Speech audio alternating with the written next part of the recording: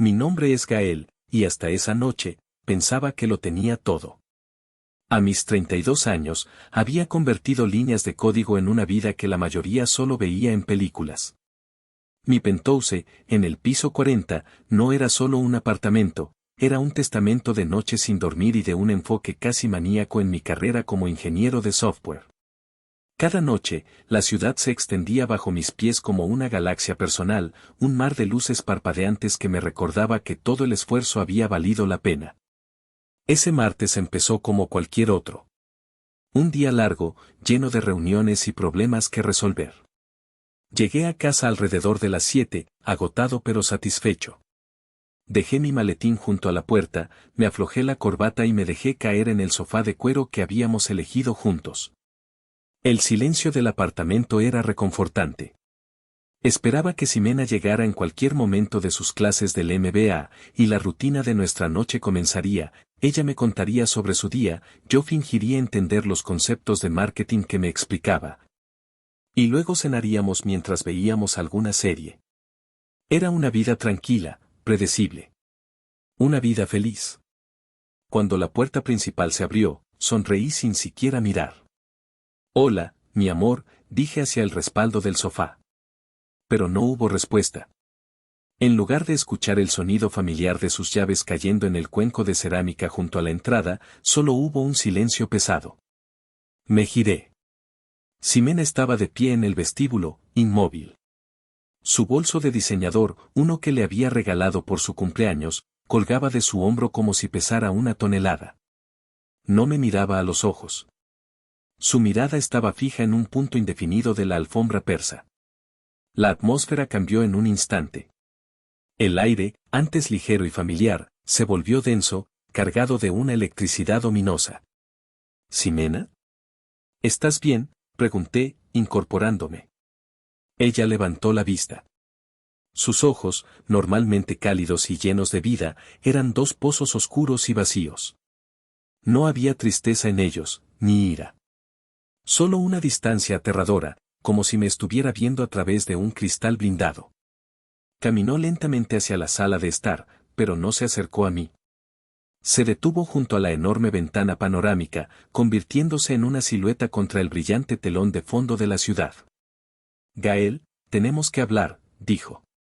Su voz era plana, desprovista de cualquier emoción. Era el tono que usarías para leer un informe meteorológico, no para romper un corazón. Mi propio corazón empezó a latir con fuerza contra mis costillas. Un nudo frío se formó en mi estómago. 1000 posibilidades pasaron por mi mente, un problema en la universidad, un conflicto con su familia, malas noticias de algún tipo. Ninguna de ellas me preparó para lo que vino después. Me mudo con otro hombre la semana que viene, soltó. Y luego, como si fuera un detalle menor, añadió, llevamos meses juntos. El mundo se detuvo. El zumbido constante de la ciudad afuera pareció desvanecerse. Lo único que podía oír era el eco de sus palabras rebotando en mi cráneo. Meses. La palabra se repetía una y otra vez. Meses de cenas, de fines de semana juntos, de planes para nuestra boda, de te amo susurrados en la oscuridad. ¿Todo había sido una mentira? Mi cerebro luchaba por procesarlo. Traté de conectar a la mujer que tenía delante, este fantasma frío y distante, con mi Ximena. La Ximena que se reía hasta que le dolía el estómago con mis chistes malos, la que me cuidó con una devoción casi maternal la vez que tuve una gripe terrible. La que lloró de pura felicidad cuando le pedí que se casara conmigo en ese viñedo en Napa. ¿Eran la misma persona? ¿O la mujer que amé durante 3 años nunca existió realmente? El shock no era solo por la traición. Era por el robo de mis recuerdos, por la aniquilación de un pasado que yo creía real y compartido. En ese instante, me sentí como un completo extraño en mi propia casa, en mi propia vida. Ximena empezó a hablar de nuevo, llenando el silencio con un torrente de clichés vacíos. Nunca quise lastimarte, las cosas simplemente pasaron, él me entiende de una manera diferente. Cada palabra era como una palada de tierra sobre la tumba de nuestra relación. Pero yo ya no la escuchaba. Mi atención estaba clavada en su mano derecha. En su mano, sostenía un llavero de cuero trenzado. De él colgaba una sola llave, grande y plateada, con el logo de Ford grabado en ella. La llave de su camioneta. Una F-150 Lariat, color azul antimateria, un monstruo de $40,000 que le había comprado en efectivo hacía apenas 6 meses. Un flashback me golpeó con la fuerza de un puñetazo. La llevé al concesionario con los ojos vendados, guiándola entre los coches mientras ella reía, preguntándome qué locura estaba tramando. Cuando le quité la venda, se quedó sin aliento. Sus ojos se abrieron como platos y sus manos volaron a su boca. Dio una vuelta completa alrededor de la camioneta, tocando la pintura brillante como si no pudiera creer que fuera real. Luego se giró hacia mí, con lágrimas surcando sus mejillas, y me abrazó con tanta fuerza que casi me quedé sin aire. Nadie nunca había hecho algo así por mí, susurró en mi oído. Te amo, Gael. Te amo tanto. Ese recuerdo, antes tan cálido y preciado, ahora se sentía sucio, una escena de una película de estafadores. ¿Eran lágrimas de felicidad genuina o de una actriz consumada celebrando su última conquista? Mi mirada recorrió la habitación. El penthouse, la vista, los muebles de diseño. Pensé en la matrícula de casi $80,000 de su MBA, pagada puntualmente desde mi cuenta bancaria cada semestre. Su armario, lleno de ropa y zapatos que yo había pagado. Cada aspecto de su vida, desde el techo sobre su cabeza hasta la gasolina en su camioneta de lujo, estaba financiado por mí. Y mientras tanto, ella construía una vida paralela con otro hombre. Una claridad helada, afilada como un trozo de vidrio, cortó a través de la niebla del SOC. Esto no era un simple desamor. Esto era un insulto. Cada acto de generosidad, cada regalo, cada sacrificio que hice por construirle un futuro, no había sido un gesto de amor para ella. Había sido una transacción en la que yo era el único que no conocía los términos. La rabia que sentí no era caliente y explosiva.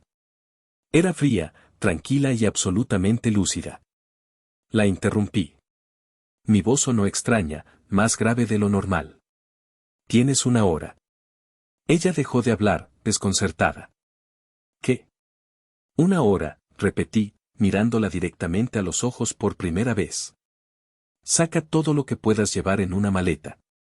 El resto lo donaré mañana por la mañana.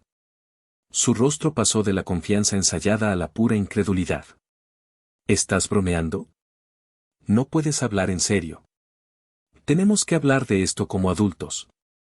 La conversación terminó en el momento en que decidiste acostarte con otro, le dije, mi voz sin un ápice de emoción. Saqué mi teléfono del bolsillo, ignorando sus balbuceos. Abrí el navegador y busqué cerrajero 24 horas cerca de mí. El primer resultado parecía prometedor. Marqué el número allí mismo, frente a ella. Buenas noches, dije al hombre que contestó. Necesito un cambio de cerraduras de emergencia en un apartamento en el centro. ¿Qué tan pronto pueden llegar? La cara de Ximena se descompuso. El color desapareció de sus mejillas.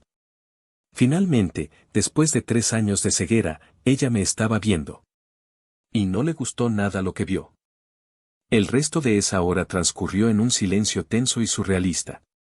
Ximena se movía por el apartamento como un fantasma frenético, abriendo cajones y armarios, metiendo ropa, zapatos y cosméticos en una maleta de cabina. Cada movimiento estaba impregnado de un pánico silencioso. Intentó hablar un par de veces, empezando frases con Gael, por favor.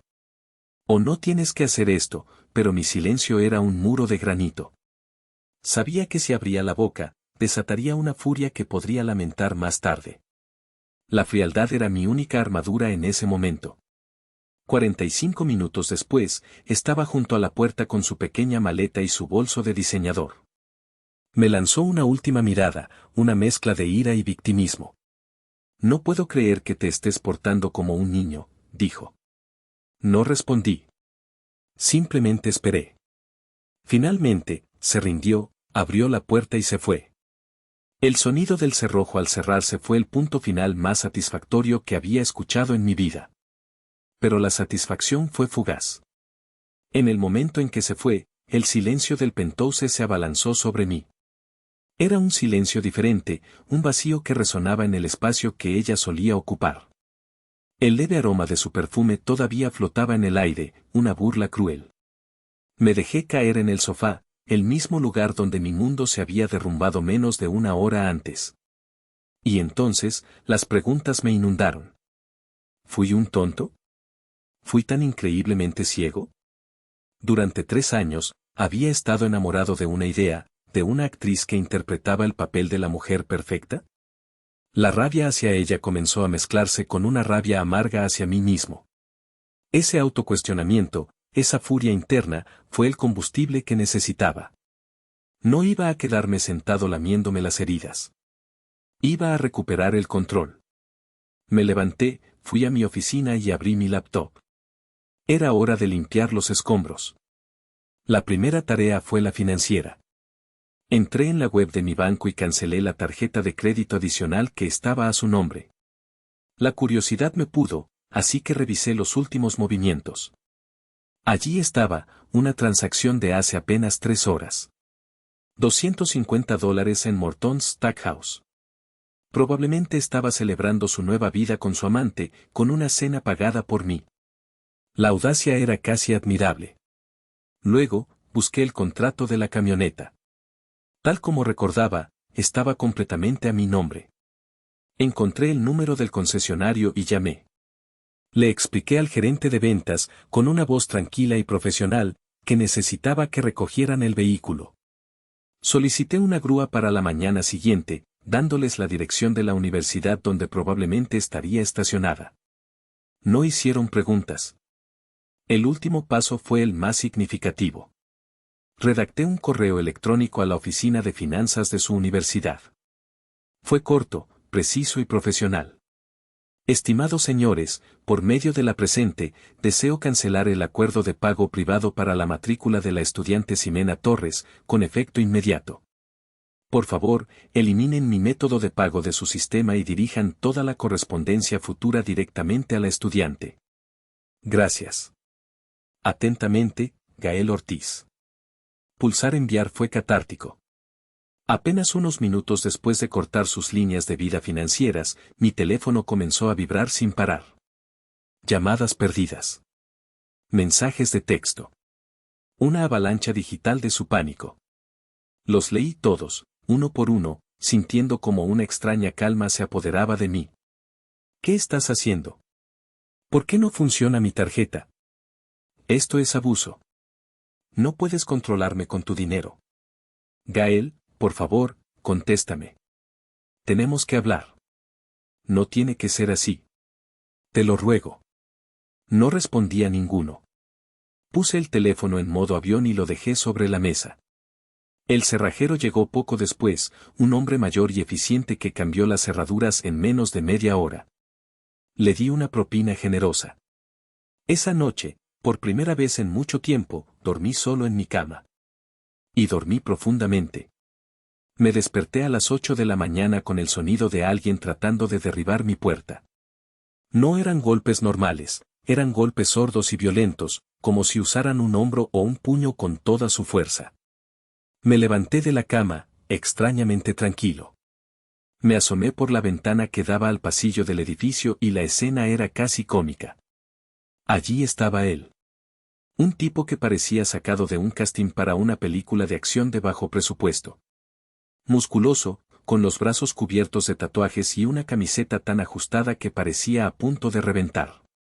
Detrás de él, encogida, estaba Ximena, con la ropa de ayer arrugada y el rostro hinchado por el llanto. Obviamente, había pasado la noche en la camioneta. Me tomé mi tiempo.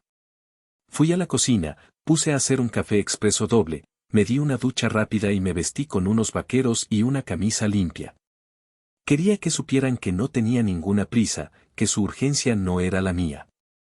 Los golpes continuaban, cada vez más fuertes, acompañados de una voz grave que gritaba, «Sé que estás ahí, cobarde. Abre la puerta». Finalmente, con mi taza de café en la mano, abrí la puerta. El tipo, a quien luego supe que se llamaba Bruno, casi se cae dentro. Me miró de arriba abajo con desprecio. «Tú eres Arturo», espetó. Me llamo Gael, respondí con calma, tomando un sorbo de mi café. Y me da igual cómo te llames. Deja que Ximena entre a su casa ahora mismo, ordenó, dando un paso amenazante hacia mí. Levanté una mano. Antes de que hagas algo estúpido, dije, mi voz todavía tranquila, me gustaría saber qué historia te ha contado exactamente. Bruno se hinchó de orgullo, como si fuera un caballero defendiendo a una damisela. Me dijo que eres su ex tóxico y controlador. Que ella paga renta aquí y que la echaste a la calle sin nada solo por despecho. Eso es un desalojo ilegal, ¿sabes? Podría llamar a la policía ahora mismo. Sonreí. Una sonrisa pequeña, sin humor. Por favor, llámalos. Nos ahorraría mucho tiempo. Dejé mi taza en una mesita cercana y saqué mi teléfono. No dije una palabra más. Simplemente empecé a mostrarle mi vida en fotos y documentos. Primero, una foto de nuestra fiesta de compromiso, hace menos de un año. Ximena sonriendo, mostrando un anillo de diamantes, abrazada a mí. Los dos visiblemente felices. Nuestro compromiso, dije en voz baja. Luego, abrí el PDF de la escritura de propiedad del penthouse. Hice zoom en la sección de propietarios. Solo aparecía un nombre, Gael Ortiz. Después, el título de propiedad de la Ford F-150. De nuevo, un solo nombre, Gael Ortiz. Finalmente, abrí la app de mi banco y le mostré los extractos de los últimos 6 meses. Resalté las transferencias periódicas de miles de dólares a la cuenta de la universidad. La matrícula de su MBA, expliqué. El rostro de Bruno era un poema. La agresividad se desvaneció, reemplazada por una confusión palpable. Miró a Ximena, que ahora parecía querer que la tierra se la tragara. No podía mirarlo a los ojos. ¿Te dijo ella?, pregunté, dirigiendo mi atención de nuevo a Bruno, que no pagaba ni un centavo por nada. ¿Que vivía completamente de mi dinero mientras empezó a salir contigo? Bruno dio un paso atrás, alejándose de ella. La miró como si la viera por primera vez. ¿Cuántas veces me invitaste a cenar con el dinero de este tipo?, preguntó, su voz era una mezcla de rabia y humillación. Ximena empezó a llorar, pero esta vez eran lágrimas de pánico. Decidí que el espectáculo había terminado. Miré a Bruno, y por un instante, sentí una extraña punzada de compasión por él. Amigo, le dije, y mi voz fue sorprendentemente amable. Tú y yo somos víctimas de la misma estafa. La diferencia es que yo ya dejé de pagar la suscripción. Cerré la puerta suavemente en sus caras. Escuché sus gritos en el pasillo durante unos 10 minutos antes de que el sonido de sus pasos se alejara escaleras abajo. Fui a la cocina y me serví otro café. El sabor nunca había sido tan bueno. Si has llegado hasta aquí en la historia, gracias por escuchar. Significa mucho. Para que este canal siga creciendo y llegando a más gente, te pido un pequeño favor. Dale like a este video, suscríbete si aún no lo has hecho, y déjame un comentario con el nombre de la ciudad desde la que me estás viendo. Cada comentario ayuda al algoritmo a compartir esta historia con alguien que podría necesitar escucharla. Gracias de corazón. La batalla, al parecer, no había terminado. Simplemente se había trasladado a un nuevo campo de guerra, las redes sociales. 2 días después del incidente en mi puerta, Ximena lanzó su ofensiva. Publicó un larguísimo post en Facebook, una obra maestra de la manipulación y el victimismo. No voy a mentir, era efectivo. Pintaba un retrato de sí misma como una mujer joven y valiente que finalmente había encontrado el coraje para dejar una relación tóxica y controladora. Describía cómo yo había usado el dinero para mantenerla atrapada, como mi generosidad no era más que una jaula de oro. Escribió frases como, cuando una mujer finalmente elige su propia felicidad, la reacción de un hombre pequeño es intentar destruirla financieramente y me quitó el techo, el transporte a mis clases, todo. Pero no pudo quitarme mi dignidad. Era brillante y vomitiva a la vez. La respuesta fue inmediata y abrumadora. Un tsunami de apoyo inundó su publicación. Comentarios de extraños y de algunos amigos en común la llamaban heroína, superviviente. A mí, me llamaban monstruo, abusador, narcisista. Mi bandeja de entrada se llenó de mensajes de gente que apenas conocía, acusándome de las peores cosas. Un par de amigos en común me escribieron mensajes ambiguos, preguntando si todo estaba bien y si quería hablar. Era su forma cobarde de pedir mi versión de los hechos sin tomar partido. Me sentí aislado, como si el mundo entero se hubiera vuelto en mi contra basándose en una ficción bien escrita. Estaba a punto de cometer el error de responder, de intentar defenderme en ese circo público, cuando mi teléfono sonó. Era Dante, mi mejor amigo desde la universidad. Hermano, acabo de leer la novela que publicó tu ex, dijo, sin rodeos. No vayas a contestar. No escribas nada. No le des ni una sola palabra. Pero están mintiendo, Dante. Me están destrozando, le respondí, la frustración evidente en mi voz. Lo sé, dijo con calma. Y ahora mismo, tienes que aceptarlo. Para el mundo que no te conoce, el que tiene el dinero siempre parecerá el abusador. Es una narrativa fácil de vender. Tu única jugada es el silencio. Deja que ella se ahogue en su propio veneno. La verdad tiene una forma de salir a la luz, pero casi nunca lo hace en la sección de comentarios de Facebook. La llamada de Dante fue un ancla en medio de la tormenta. Tenía razón. Cualquier cosa que yo dijera solo añadiría combustible al fuego. Me convertiría en el ex resentido que no puede aceptar que lo dejaron. Así que, con mucho esfuerzo, cerré las redes sociales y traté de ignorar el ruido. Pero el daño ya estaba hecho. Algunos miembros de mi familia lejana me llamaron, preocupados. Tuve que explicar la situación una y otra vez. Fue humillante y agotador. Me di cuenta de que la verdad no importaba, la gente creería la historia que fuera más entretenida. Y la historia de la pobre estudiante contra el millonario malvado era, sin duda, mucho más entretenida. Pasó una semana. La tormenta en las redes sociales comenzó a amainar, convirtiéndose en un murmullo lejano. Empecé a sentir que, tal vez, lo peor ya había pasado. Había perdido algunos amigos superficiales, pero mi círculo íntimo permanecía sólido. Estaba empezando a reconstruir una rutina, a disfrutar del silencio de mi apartamento. Fue entonces cuando recibí la llamada que lo cambió todo. Era un número desconocido, pero la identificación de llamada decía Departamento de Fraudes, Capital One. Contesté, confundido. «¿Hablo con el señor Gael Ortiz?», preguntó una voz de mujer, profesional y seria. «Sí, soy yo», respondí. «Señor Ortiz, le llamamos como cortesía para informarle que un intento de solicitud de una tarjeta de crédito a su nombre ha sido denegado. La razón de la denegación es que usted tiene una congelación de crédito activa en su perfil». Me quedé en blanco. ¿Una congelación de crédito? Yo no he activado ninguna congelación. Hubo una pausa en la línea. Pude escuchar el tecleo suave de un ordenador. «Señor, según nuestros registros, la congelación fue activada por usted hace 6 meses. ¿Está seguro de que no lo recuerda?» «Completamente seguro», dije, un escalofrío empezando a recorrer mi espalda. ¿Alguien más podría haberlo hecho? Es muy improbable, señor. Se requiere verificación de múltiples datos personales. Fecha de nacimiento, número de seguridad social. La mujer me recomendó encarecidamente que revisara mi reporte de crédito completo de forma gratuita en la web oficial del gobierno.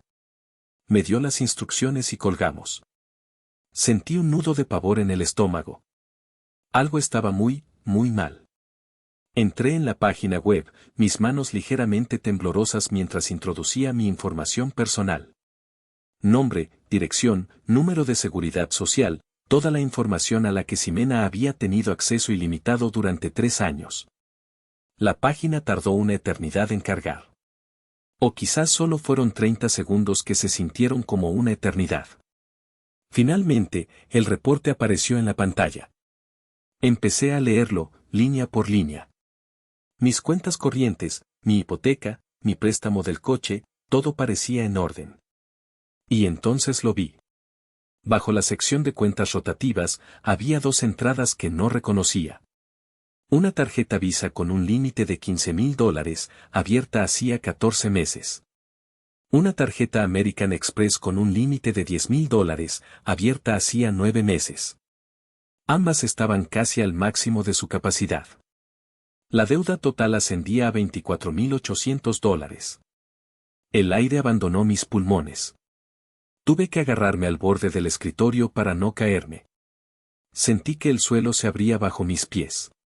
La traición no había sido solo emocional. No había sido solo financiera en el sentido de que ella vivía de mí.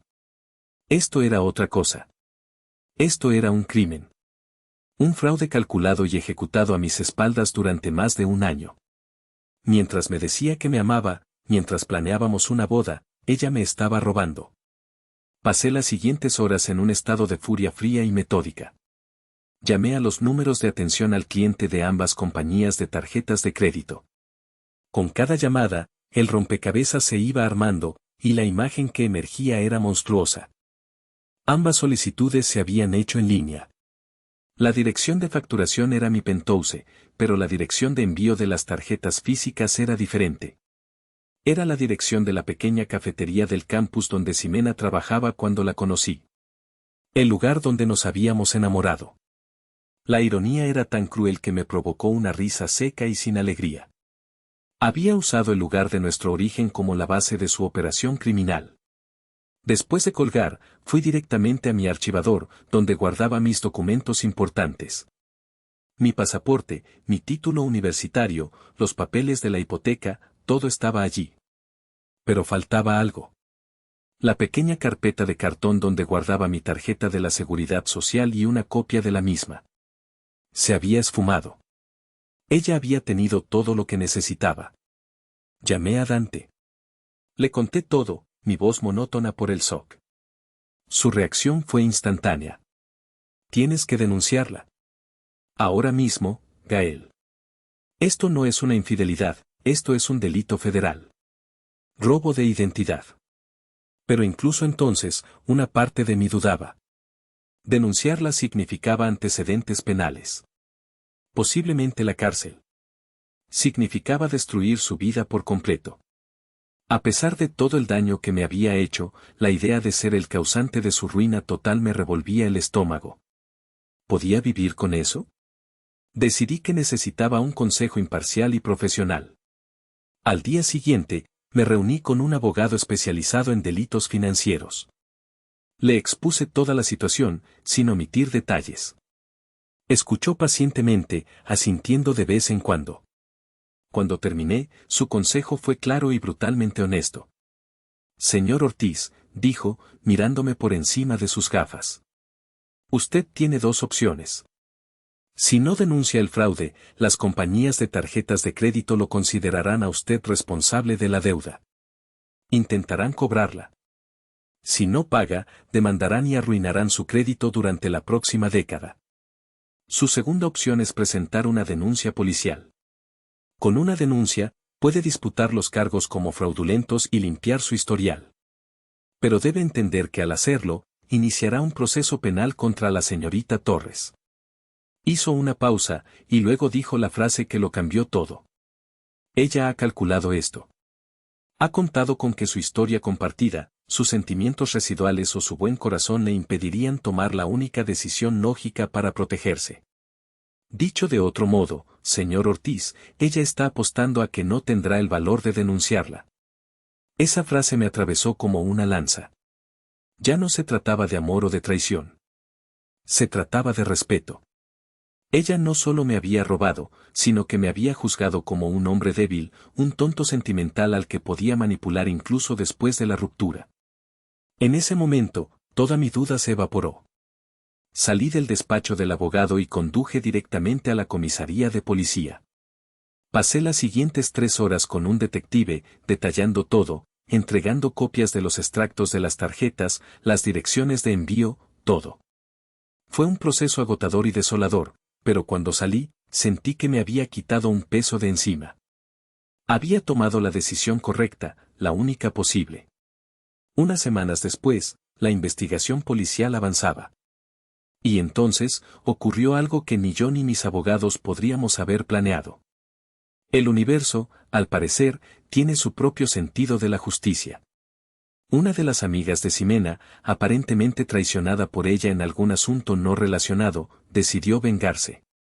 Le filtró a un amigo en común, que a su vez me lo hizo llegar a través de Dante, una serie de capturas de pantalla de conversaciones privadas de un grupo de chat. Las conversaciones eran de meses atrás, de cuando Ximena y yo todavía estábamos juntos y felices, o eso creía yo. Leer esos mensajes fue como recibir un golpe final y definitivo. En uno, Ximena escribía: mi cajero automático humano acaba de pagar el seguro de la camioneta. A veces es demasiado fácil, jajaja. En otro, una amiga le advertía: ten cuidado, Xime. Ese tipo te mantiene. No sueltes esa billetera hasta que tengas algo seguro.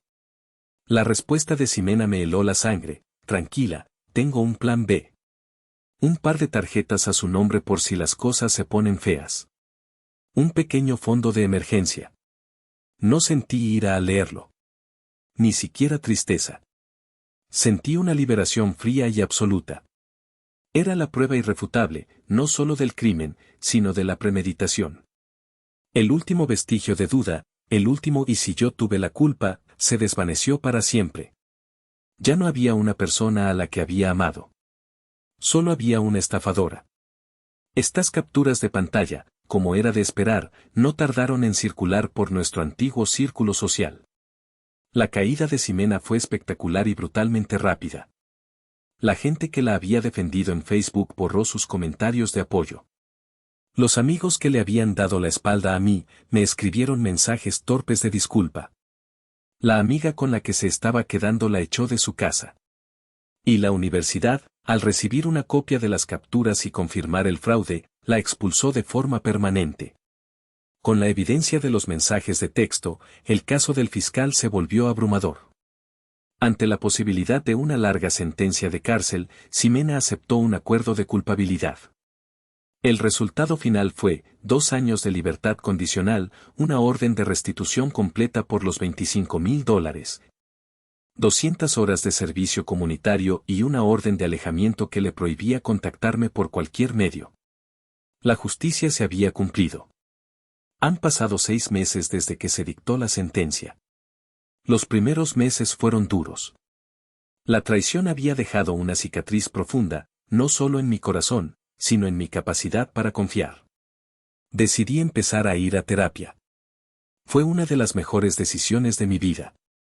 Mi terapeuta me ayudó a entender un concepto que lo explicó todo: la codependencia. Me di cuenta de que mi necesidad de rescatar a Ximena, de ser su proveedor y su héroe, provenía de mi propia inseguridad. Yo necesitaba sentirme indispensable. Y ella, con un instinto depredador, lo detectó y lo explotó a la perfección. Entendí que yo no la amaba solo a ella, amaba la idea de ser indispensable para alguien. Aprender a diferenciar entre ser generoso y permitir que te exploten fue una lección dolorosa pero necesaria. Hace un par de meses, empecé a salir con alguien. Vamos despacio, muy despacio. Pero en nuestra primera cita, ocurrió algo revelador. Cuando llegó la cuenta, ella la tomó, sacó su tarjeta y me dijo: vamos a medias, ¿te parece? Discutimos amistosamente durante un par de minutos porque yo, por costumbre, quería pagar. Pero ella insistió. Y cuando finalmente dividimos la cuenta, sentí una ola de alivio y respeto que no esperaba. No se trataba del dinero. Se trataba de estar con una igual, con una compañera. Era un comienzo saludable. La semana pasada, recibí un correo electrónico. Era de una cuenta que no reconocía, pero el asunto lo decía todo: por favor, solo léelo. Sabía que era ella, intentando saltarse la orden de alejamiento. Mi dedo se quedó suspendido sobre el ratón. Una parte de mí, una parte masoquista y curiosa, quería abrirlo. Quería saber qué excusa, qué mentira, qué nueva manipulación había ideado. Quería ver si sentía remordimiento. Pero entonces, recordé la frialdad en sus ojos esa noche. Recordé las palabras en las capturas de pantalla: cajero automático humano, plan B. Y me di cuenta de que no había nada que pudiera decir que importara. Cualquier palabra que escribiera sería solo otra jugada en su interminable partida de ajedrez. moví el cursor, arrastré el correo a la papelera y luego la vacié.